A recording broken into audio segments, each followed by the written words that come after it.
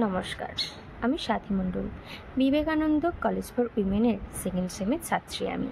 আমার আজকের টপিক রবীন্দ্রনাথ ঠাকুর। আজ আমি কথা বলবো এমন একজন মহাপুরুষকে নিয়ে, যিনি শুধু কবি নন, তিনি ছিলেন সঙ্গীতকার, নাট্যকার, চিত্রশিল্পী, দার্শনিক এবং শিক্ষাবিদও। তিনি হলেন রবীন্দ্রনাথ ঠাকুর।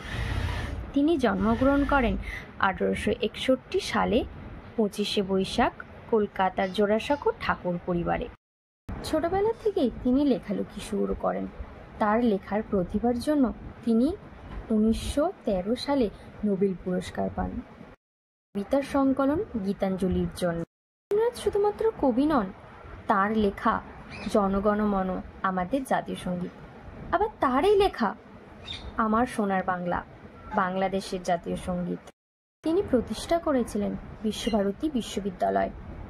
তার লেখায় ফুটে ওঠে প্রকৃতির প্রতি ভালোবাসা, জীবনের গভীর অর্থ এবং স্বাধীনতা।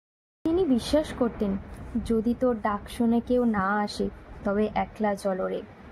উক্তিটি আজও আমাদের মনে অনুপ্রেরণা যোগায়।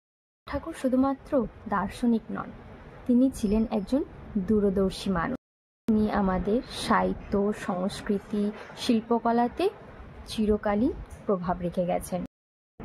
আমরা সৌভাগ্যবান যে তার মতন একজন মনীষী আমাদের পৃথিবীতে ইতিহাসে জন্মেছিলেন। তার আদর্শ, তার চিন্তাধারা আমাদের জীবনের আলোর পথ দেখায়। রবীন্দ্রনাথ তার কাব্যে মানুষ, প্রকৃতি ও ঈশ্বরের গভীর সম্পর্ক ফুটিয়ে তুলেছেন।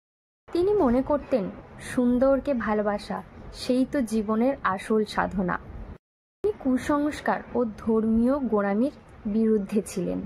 শিক্ষা, জাতপাত, প্রথা, বৈষম্যের বিরুদ্ধেও তিনি কলম ধরেছিলেন। তিনি বলতেন, মানবতার ওপরে কিচ্ছু নেই। ছিলেন একজন বিশ্ব নাগরিক। তিনি প্রায় 2000-টিরও বেশি ছবি এঁকেছেন। রবীন্দ্রনাথ ঠাকুর মৃত্যুকে ভয় করতেন না।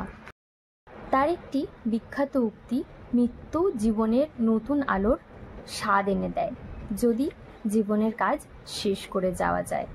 রবীন্দ্রনাথ ঠাকুর বাচ্চাদেরকে শান্তিনিকেতনে গাছের নিচে বসিয়ে ছাওয়ায় পড়াতেন, যাতে তারা প্রকৃতিকে অনুভব করতে পারে।